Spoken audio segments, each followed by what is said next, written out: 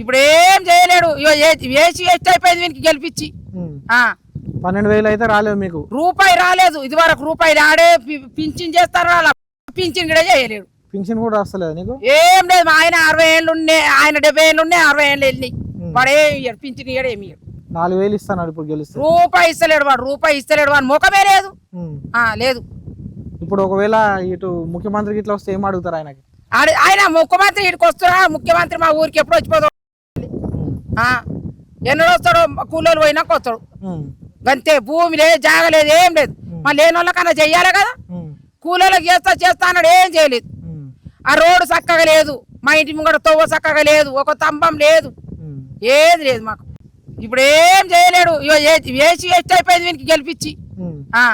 12,000 అయితే రాలేవు మీకు? రూపాయి రాలేదు ఇది వరకు. రూపాయలు ఆడే పింఛన్ చేస్తారు, అలా పింఛన్ కూడా చేయలేడు. పింఛన్ కూడా వస్తలేదు నీకు? ఏం లేదు. మా ఆయన 60 ఏళ్ళు ఉన్నాయి, ఆయన 70 ఏళ్ళు ఉన్నాయి, 60 ఏళ్ళు వెళ్ళినాయి. వాడు ఏమి ఇయ్యడు, పింఛన్ ఇయ్యడు, ఏమి ఇయ్యడు. 4,000 ఇస్తాను ఇప్పుడు గెలిస్తే. రూపాయి ఇస్తలేడు వాడు, రూపాయి ఇస్తలేడు. వాడు ముఖమే లేదు. లేదు. ఇప్పుడు ఒకవేళ ఇటు ముఖ్యమంత్రికి ఇట్లా వస్తే ఏం అడుగుతారు ఆయనకి? ఆయన ముఖ్యమంత్రి ఇటుకు వస్తున్నా, ముఖ్యమంత్రి మా ఊరికి ఎప్పుడు వచ్చిపోతాడు, ఎన్నడూ వస్తాడు, కూలోళ్ళు పోయినాక వస్తాడు. అంతే. భూమి లేదు, జాగ లేదు, ఏం లేదు. మా లేని వాళ్ళకన్నా చెయ్యాలి కదా. కూలోళ్ళకి చేస్తా అన్నాడు, ఏం చేయలేదు. ఆ రోడ్డు చక్కగా లేదు, మా ఇంటి ముంగడ తవ్వ చక్కగా లేదు, ఒక స్తంభం లేదు, ఏది లేదు మాకు.